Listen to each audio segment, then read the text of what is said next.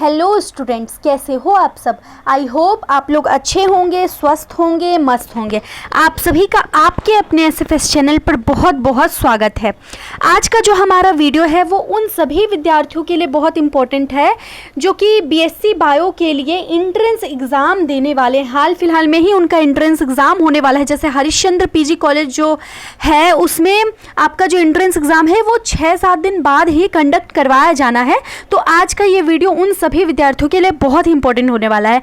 तो बच्चों, मैं तुम लोगों से एक बात और कहना चाहूँगी कि आज से मेरा और आपका जो सिलसिला है वो ऐसे ही चलता रहेगा, क्योंकि आप भी हरिश्चंद्र पीजी कॉलेज या महात्मा गांधी से एफिलेटेड किसी और कॉलेज में पढ़ोगे और मैं सारा ही इन्फॉर्मेशन आप लोगों को, चाहे महात्मा गांधी काशी विद्यापीठ हो, चाहे हरिश्चंद्र हो, चाहे उससे एफिलेटेड कोई भी कॉलेज हो, तो उसका प्रोवाइड करवाती हूँ। तो हमारे चैनल के साथ जुड़िए, हमारे चैनल को फॉलो कीजिए और सारी ही इन्फॉर्मेशन को सबसे पहले लीजिए, ठीक है। तो इसी के साथ चलिए अब अपना जो आज का सेशन है, क्योंकि आज के सेशन में आपका टोटल 100 MCQ क्वेश्चंस रहने वाले हैं। जैसा कि आपके एग्ज़ाम में भी आता है 100 MCQ क्वेश्चंस, तो उसमें भी सेशन बटा हुआ होता है। बॉटनी के कुछ क्वेश्चंस होते हैं, जूलॉजी के कुछ क्वेश्चंस होते हैं। तो ऐसे ही आपका पूरा सेशन बांट के मैं लेके आई हूँ मोस्ट इम्पॉर्टेंट क्वेश्चंस। आज का ये वीडियो मैं आप लोगों को भेज रही हूँ और आज के बाद 1 से 2 दिन और पढ़ाऊँगी। इतना यदि आप कर लेते हो ना, तो आपका जो इंट्रेंस एग्ज़ाम है वो निश्चित रूप से क्लियर हो जाएगा। तो चलिए बिना टाइम वेस्ट किए शुरू करते हैं।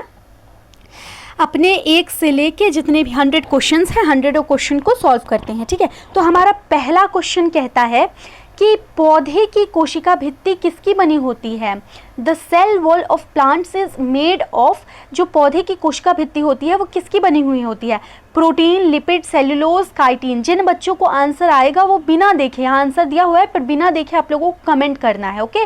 तो पौधे की कोशिका भित्ति किसकी बनी होती है, सेल्यूलोज की बनी होती है, ठीक है। दूसरा क्वेश्चन हम देखेंगे। तो दूसरा क्वेश्चन हमारा कहता है प्रकाश संश्लेषण कहाँ होता है, फोटोसिंथेसिस कहाँ होता है। माइटोकॉन्ड्रिया में, क्लोरोप्लास्ट में, राइबोसोम में और गोल्जी बॉडी में। तो जो प्रकाश संश्लेषण है वो कहाँ होता है, क्लोरोप्लास्ट में होता है, ठीक है। तीसरे क्वेश्चन की ओर हम चलते हैं। तो हमारा तीसरा क्वेश्चन कहता है C4 पौधे का उदाहरण है। C4 पौधे का एग्जाम्पल क्या है, गेहूं, चावल, मक्का, आलू। तो मक्का इज द राइट आंसर। मक्का आपका C4 पौधे का उदाहरण है।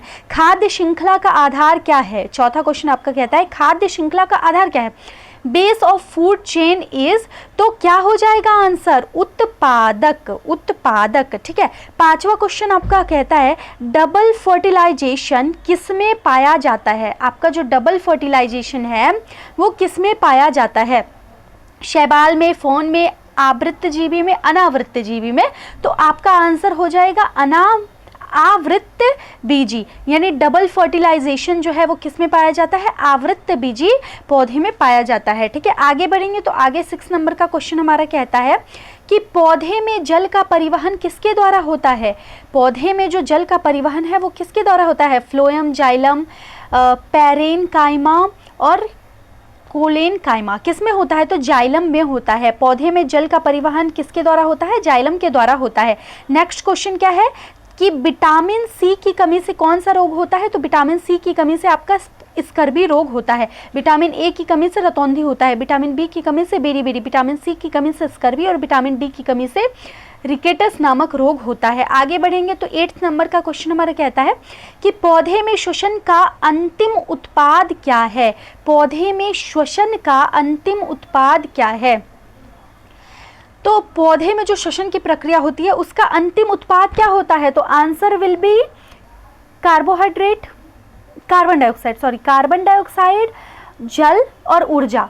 कार्बन डाइऑक्साइड, जल और ऊर्जा आपका राइट आंसर हो जाएगा, ठीक है। आगे बढ़ेंगे तो आगे हमारा 9 नंबर का क्वेश्चन कहता है कि आलू पौधे का कौन सा भाग होता है। जैसा कि आप लोगों को मैंने पहले भी बताया है कि एक पौधा है ना, तो उस पौधे के हर एक भाग, चाहे जड़ हो, तना हो, पत्ती हो, फल हो, कोई भी भाग हो, तो उससे हमें कुछ ना कुछ मिलता ज़रूर है।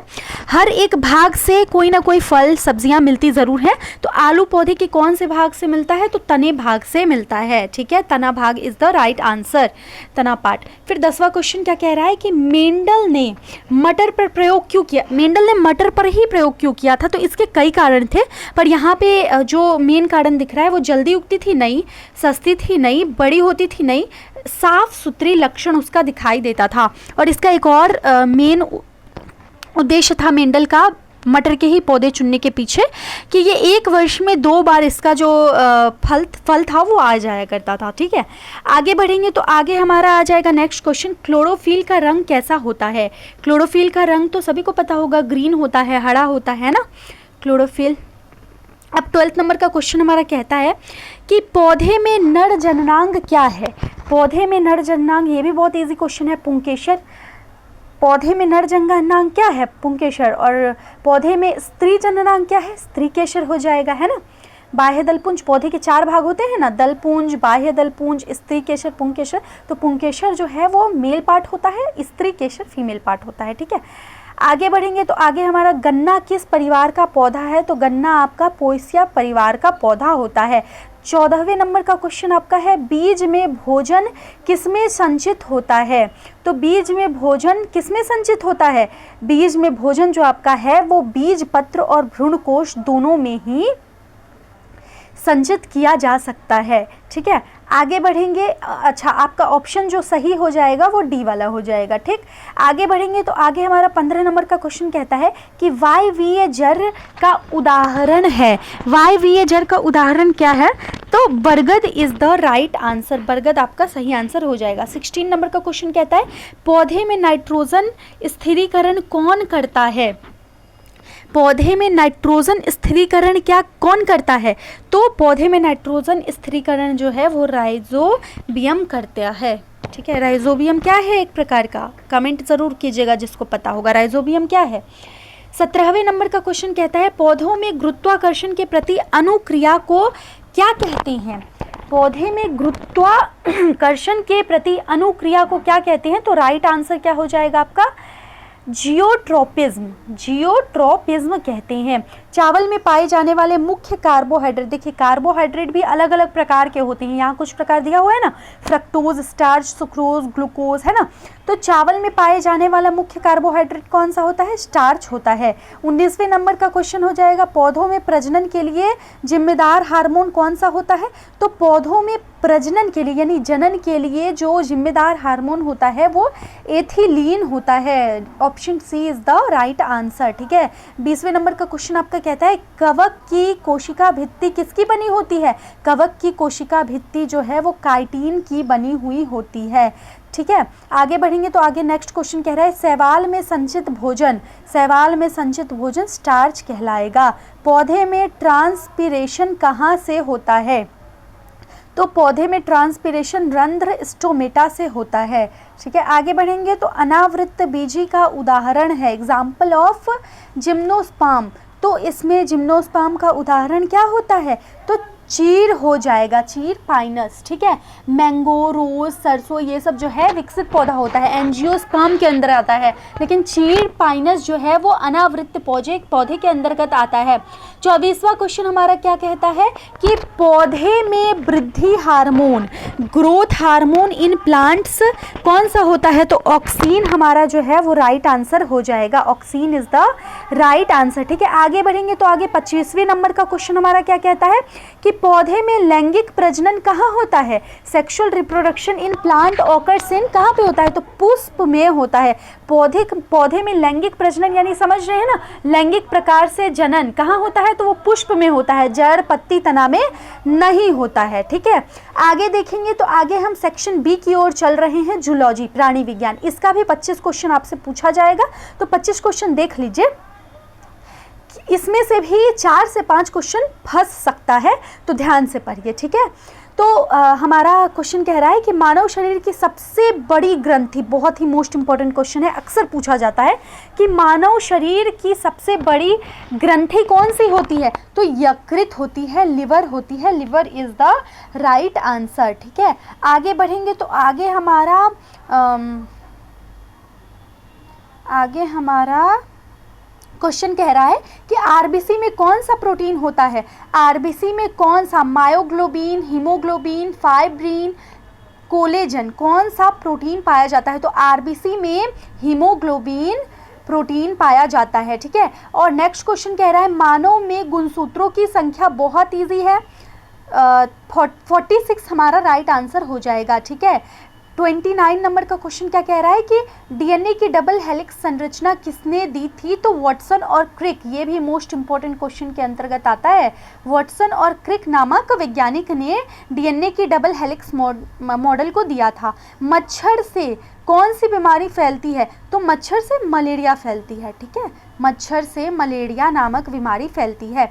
अब आगे बढ़ेंगे तो आगे क्या है, मानव हृदय में कितने कक्ष होते हैं, तो मानव हृदय में 4 चैम्बर होते हैं टोटल, ठीक है। फिर आगे बढ़ेंगे तो आगे हमारा क्वेश्चन कहता है रक्त का लाल रंग किसके कारण होता है, रक्त का जो लाल रंग होता है वो हीमोग्लोबिन के कारण होता है, ठीक है। आगे बढ़ेंगे तो आगे हमारा 33 नंबर का क्वेश्चन कह रहा है मानव शरीर की सबसे छोटी हड्डी कौन सी होती है, तो मानव शरीर की सबसे छोटी हड्डी आपका स्टेपीज होती है, ये भी इंपॉर्टेंट क्वेश्चन है, स्टेपीज होती है, ठीक है। आगे बढ़ेंगे, पाचन का मुख्य अंग कौन सा होता है, तो पाचन का मुख्य अंग, पेट में तो पाचन होता है लेकिन पेट के किस भाग में होता है, तो छोटी आंत में होता है, ठीक है।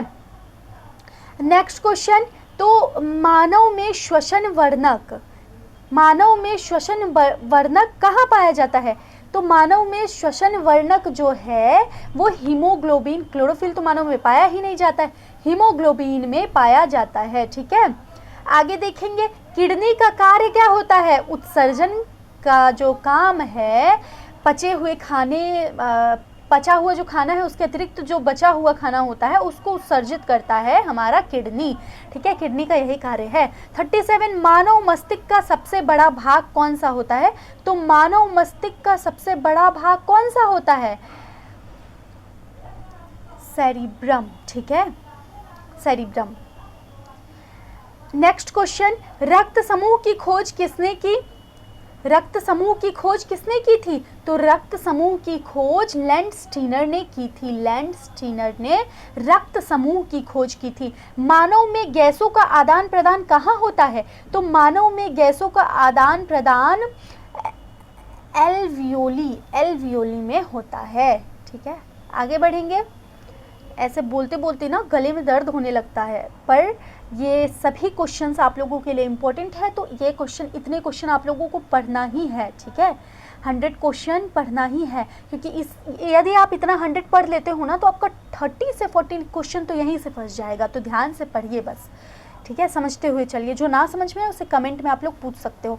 तो हमारा नेक्स्ट क्वेश्चन कहेगा विटामिन डी का स्रोत कौन सा है, तो विटामिन डी का आपका स्रोत धूप है, और धूप भी सुबह 8 से 9-10 बजे का धूप रहता है, ठीक है। मानव शरीर की कुल हड्डियां 206, ये तो बचपन से पढ़ते आ रहे हैं हम लोग, ठीक है। आगे बढ़ेंगे तो इंसुलिन हार्मोन कहाँ बनता है, अग्न्याशय में बनता है आपका इंसुलिन हार्मोन। मानव में नर युग्मक मेल गैमेट इन ह्यूमन, तो शुक्राणु ही तो होता है, अंडाणु वुमेन का होता है, युग्मनज भी नहीं होता है, जाइगोट भी नहीं होता है, मेल में भ्रूण भी नहीं होता है, तो क्या होता है, शुक्राणु, स्पर्म, ओके। आगे बढ़ेंगे, रक्त को शुद्ध करने वाला अंग किडनी रक्त को शुद्ध करने वाला अंग कौन सा होता है, kidney, option B is the right answer. मानव में पाचन एंजाइम लाइपेज कहाँ स्त्रावित होता है, तो मानव में पाचन एंजाइम जो है वो अग्न्याशय में स्त्रावित होता है, ठीक है। आगे बढ़ेंगे तो एड्स किसके कारण होता है, एड्स जो है वो वायरस के कारण होता है, एड्स बीमारी एक होती है ना, वो वायरस के कारण होती है, ठीक है। मानव में उत्सर्जन तंत्र का मुख्य अंग कौन सा है, तो मानव में उत्सर्जन तंत्र का मुख्य अंग जो है वो किडनी होता है, किडनी, ठीक। नेक्स्ट क्वेश्चन, रक्तचाप मापने वाला यंत्र कौन सा होता है, तो रक्तचाप, आपके रक्तचाप को मापने वाला जो यंत्र है वो स्फिग्नोमैनोमीटर होता है, स्फिग्नोमैनोमीटर, ठीक है, ये भी इंपॉर्टेंट था तो ध्यान रखिएगा। नेक्स्ट क्वेश्चन, मानव शरीर का तापमान नियंत्रित करने वाला अंग कौन सा होता है, हाइपोथैलेमस। मानव शरीर का जो तापमान होता है उसको नियंत्रित करने वाला जो मशीन होता है, एक प्रकार से कह सकते हो उसको हाइपोथैलेमस शरीर के अंदर जो मशीन होता है उसको हाइपोथैलेमस कहते हैं, ठीक है। मानव में मादा युग्मक कौन से होते हैं? तो मानव में मादा युग्मक अंडाणु होते हैं, ठीक है। तो हमारा 50 क्वेश्चन यानी 25 क्वेश्चन जूलॉजी के कंप्लीट हो चुके हैं। अब हम केमिस्ट्री के 20 क्वेश्चन देखेंगे, फटाफट देखते हैं ताकि आप लोग कम समय में अपना प्रिपरेशन अच्छे पूर्वक कर सको, ठीक है। केमिस्ट्री का क्वेश्चन हम देख लेते हैं। केमिस्ट्री के क्वेश्चन में क्या कह रहा है? तो पानी का रासायनिक सूत्र क्या होता है? पानी का वेरी इजी है, सबको पता रहता है। पानी का रासायनिक सूत्र हमारा H2O हो जाएगा। H2O is the right answer. फिर पीएच स्केल 7 क्या दर्शाता है? पीएच स्केल में 7 क्या दर्शाता है? तो 7 हमारा उदासीन को दर्शाता है, न्यूट्रल को दर्शाता है, ठीक है। आगे बढ़ेंगे। ना तो अम्ल रहता है ना तो क्षार रहता है, 7 जो है वो उदासीन रहता है। नेक्स्ट क्वेश्चन हमारा आ जाएगा, सोडियम क्लोराइड का सामान्य नाम क्या है? तो सोडियम क्लोराइड का सामान्य नाम हमारा क्या होता है? साधारण नमक। NaCl का क्या होता है सामान्य नाम? सोडियम क्लोराइड का तो साधारण नमक नाम होता है। नेक्स्ट क्वेश्चन, ऑक्सीजन की संयोजकता कितनी है? ऑक्सीजन जो हमारा है उसकी संयोजकता कितनी होती है? तो ऑक्सीजन की संयोजकता जो है वो 2 होती है, 2, ठीक है।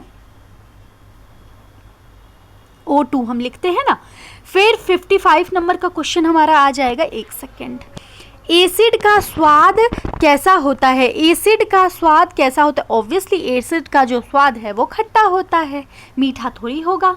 फिर CO2 गैस का परीक्षण कैसे करते हैं? CO2 गैस का परीक्षण कैसे करते हैं? जलती तीली के साथ, चूने का पानी, तो चूने के पानी के साथ ही CO2 गैस का परीक्षण किया जाता है। धातुओं का सामान्य गुण क्या होता है? तो धातु जो है उसका सामान्य गुण ये होता है कि वो चमकीला होता है, ठीक है। आगे बढ़ेंगे तो आगे, जल का क्वथनांक कितना होता है? जल का क्वथनांक कितना होता है? तो 100 डिग्री सेल्सियस। केमिस्ट्री सारा ही आपका मोस्ट इंपॉर्टेंट क्वेश्चन है तो ध्यान से पढ़ते हुए चलिएगा। जल का क्वथनांक आपका 100 डिग्री सेल्सियस होता है। अब 59 नंबर का क्वेश्चन कहता है, हाइड्रोजन का परमाणु क्रमांक कितना होता है? तो hydrogen 1। Hydrogen helium, lithium, beryllium, boron, carbon, nitrogen पढ़े हैं कि नहीं? तो हाइड्रोजन हमारा क्या है? हाइड्रोजन पहले नंबर, हाइड्रोजन की परमाणु क्रमांक क्या होती है? पहले नंबर की होती है, ठीक है। माफ़ कीजिएगा, हमारे भाई हमको कॉल कर रहे हैं, कोई बात नहीं। चलिए आगे चलते हैं। तो आगे हमारा 60 नंबर का क्वेश्चन क्या कह रहा है? 60 नंबर का क्वेश्चन जो है वो कहता है, कार्बन का अपर रूप। कार्बन का अपर रूप क्या होता है? तो कार्बन का अपर रूप हीरा होता है, डायमंड होता है। 61 नंबर का क्वेश्चन जो है वो हमारा कहता है, अम्ल प्लस क्षार, एसिड प्लस बेस मिलकर क्या बनाता है? लवण प्लस जल। अम्ल, क्षार, लवण प्लस जल, ठीक है। आगे बढ़ेंगे तो आगे क्वेश्चन कहता है, पीतल किसकी मिश्र धातु होती है? तो पीतल जो है वो किसकी मिश्र धातु होती है? Cu प्लस Zn की मिश्र धातु पीतल होती है। वायु में ऑक्सीजन का प्रतिशत कितना होता है? वायु में ऑक्सीजन, हवा में जो ऑक्सीजन का प्रतिशत है वो 21% होता है, ठीक है। आगे बढ़ेंगे तो साबुन किसका लवण है?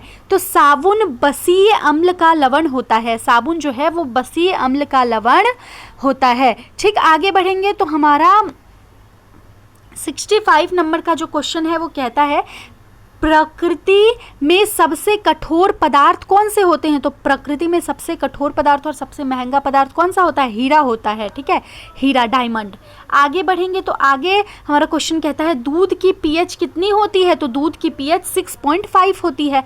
इलेक्ट्रॉन का आवेश कितना होता है? इलेक्ट्रॉन का आवेश -1 होता है, प्रोटॉन का आवेश +1 होता है, ठीक है। नाइट्रोजन का परमाणु क्रमांक कितना होता है? तो नाइट्रोजन का परमाणु क्रमांक गिन लीजिए, hydrogen, helium, lithium, beryllium, boron, carbon, nitrogen 7th number पे आता है तो उसका परमाणु क्रमांक 7th हो जाएगा। सिरका में कौन सा अम्ल होता है? तो सिरका में एसिटिक अम्ल होता है। सिरका में एसिटिक अम्ल होता है, याद रखिएगा, याद रखने वाला है सवाल। तो धातु ऑक्साइड की प्रकृति कैसी होती है? धातु ऑक्साइड की प्रकृति क्षारीय होती है, ठीक है। यहाँ से आपका केमिस्ट्री का क्वेश्चन गया। अब फिजिक्स का 15 क्वेश्चन हम देख लेते हैं, क्या पूछ रहा है। एसआई इकाई में बल की इकाई क्या होती है? एसआई इकाई में बल की इकाई क्या होती है? एक्चुअली आज मेरा भाई ना नया बाइक लिया है तो वो वही दिखाना चाह रहा है, बट अभी मैं जब तक अपने बच्चों को पढ़ा ना लूँ तब तक मैं कॉल पिक नहीं करने वाली हूँ। तो आपका सिर्फ 15-30 क्वेश्चन अभी बचा हुआ है, तो इतना करवाने के बाद मैं उससे बात करूँगी। वो बहुत उत्साहित है अपने बाइक को दिखाने के लिए, ठीक है। तो 71 नंबर का क्वेश्चन आपका क्या कह रहा है, एसआई इकाई में बल की इकाई, तो वो क्या हो जाएगी, न्यूटन। बल का मात्रक न्यूटन ही तो होता है ना। आगे बढ़ेंगे तो आगे हमारा 72 नंबर का क्वेश्चन कहता है प्रकाश की गति। प्रकाश की गति कितनी होती है, तो 3 × 10⁸ मीटर प्रति सेकेंड। इसको याद रखिएगा, ये आपके एग्जाम में बहुत ही महत्वपूर्ण भूमिका निभाता है, आ सकता है। कार्य की एसआई मात्रक, एसआई इकाई क्या होती है, कार्य की जूल होती है ना, कार्य की जूल होती है। बल का न्यूटन होता है।